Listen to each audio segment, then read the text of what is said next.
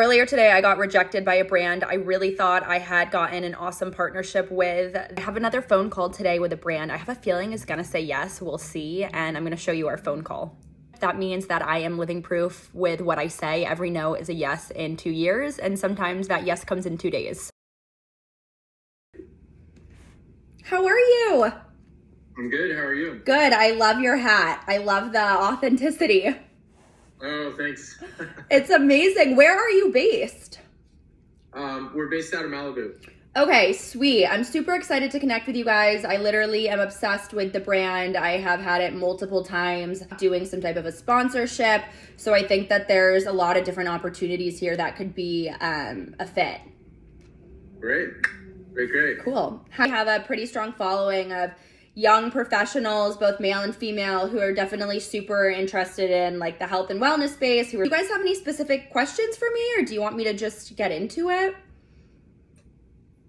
Yeah, I think maybe just tell us a little bit about the podcast.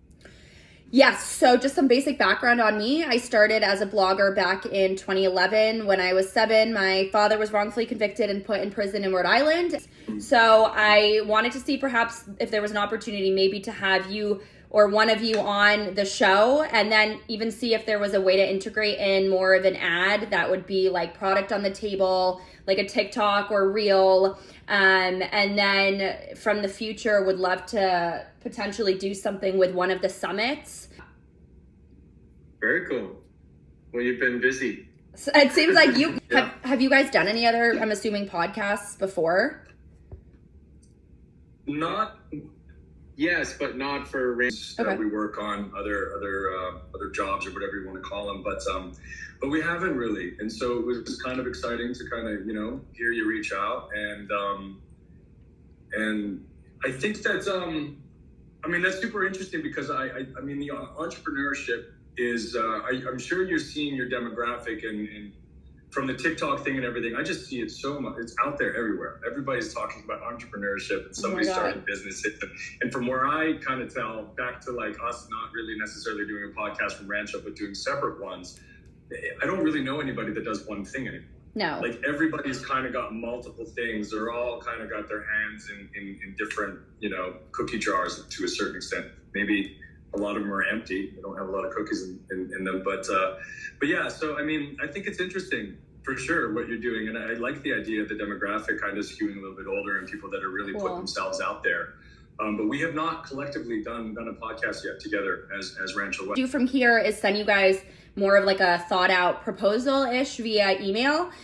Would also love to include some stuff about the summits and some of the even past like opportunities that I've worked on with brands in that. Regardless, would love to have you guys on the show. But if this is a demographic that you may be interested in targeting, there was one in particular that I worked on that was more of like a vodka style seltzer soda water thing about 2.5 years ago. I haven't done anything with an alcohol brand since then, but it really resonated with people at the event. They were able to like try it and sample it, and the brand loved it. So we'll put the podcast first, but would love to send you that idea as well.